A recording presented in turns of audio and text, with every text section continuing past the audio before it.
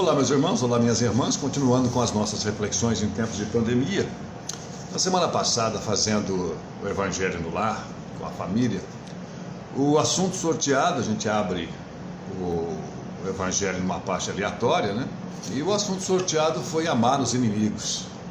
O que, convenhamos, se torna muito difícil nos dias de hoje, face aí diante de tanta violência. A gente todo dia vê fatos revoltantes, né? Então nós somos tentados, diante disso, a nem considerar essa possibilidade. Porém, o que nos falta mesmo é entendimento. Abraçar o criminoso, beijar-lhe a face, com certeza só Jesus na causa. Jamais poderemos fazer isso dentro da condição que nós temos hoje. Mas eu não sei se era esse o intento, se era esta a intenção de Jesus quando propôs que amássemos os nossos inimigos. Primeiro porque Jesus é um profundo conhecedor de cada um de nós, né? E ele sabia que seria muito difícil dentro da nossa condição evolutiva. Talvez o que o mestre queria mesmo era nos convidar a refletir sobre quem são os nossos inimigos, né? Sem dúvidas, o maior dos nossos inimigos somos nós mesmos, né? Nós que insistimos em içar as bandeiras da vaidade, do egoísmo e do orgulho no mais alto mastro da nossa personalidade. Sem querer ir muito a fundo nessas questões, nós precisamos entender o conceito de criminosos, né? O conceito de criminoso. Quem é criminoso? Quem são os criminosos? Existem dois pontos de vista que nós podemos abordar. O ponto de vista da lei, né, da lei humana, da lei penal, né, e o ponto de vista da lei cristã, da lei divina, das leis de Deus, né, do princípio cristão. Bom, segundo as leis humanas, né, o Código Penal, criminoso é todo aquele que pratica um ato que não condiga com as leis estabelecidas, ou seja, um fora da lei. Sendo Jesus um pedagogo e não um jurista, embora seja um profundo conhecedor e praticante da verdadeira justiça, é natural que Jesus não estava se referindo ao Código Penal, né? E sim ao pensamento cristão.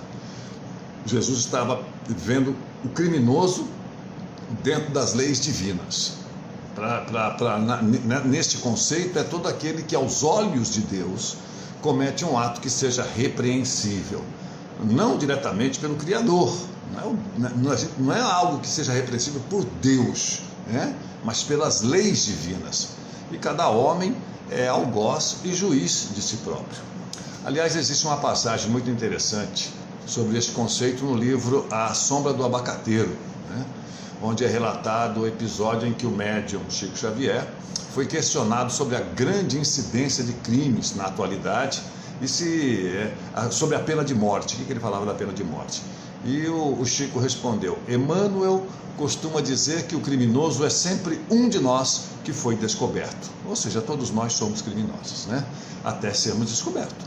Se não formos descobertos, a gente passa abatido sem ser considerado um criminoso. Mas se formos descobertos, com certeza seremos. Então, ou seja, nós praticamos um crime quando nos desviamos da conduta cristã, quando deixamos de amparar um pobre, quando negligenciamos o cuidado com as crianças e com os idosos, quando não devolvemos o troco que recebemos a mais na mercearia, quando pedimos para o guarda não nos multar, dar um jeitinho, né? Quando mentimos no trabalho, quando mentimos na família, quando mentimos no grupo de amigos, quando, ou seja, nós cometemos vários crimes, né? Todos os dias, nós desrespeitamos as leis divinas quase que todos os dias, só que a gente acha isso normal, né? Todo mundo faz, então nós também podemos fazer. Em suma, nós reconhecemos que todos nós, em caráter mais atenuado ou ostensivos, somos em parte descumpridores das leis, pois ainda somos incapazes de agir o tempo todo de acordo com as normas do Evangelho de Jesus.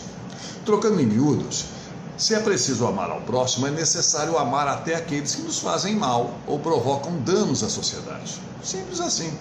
Consideremos o mundo animal.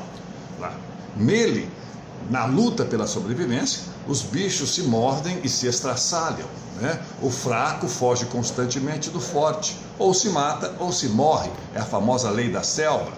Só que o homem não é bicho. é homem, ou pelo menos deveria ser, é ser humano. Então, já não temos mais só instintos, nós desenvolvemos a inteligência, a consciência, a linguagem e os demais atributos que Deus nos deu para que desenvolvamos a capacidade de entendimento e de convivência. E como vivemos em sociedade, precisamos aprender a pagar o mal com o bem. Por quê?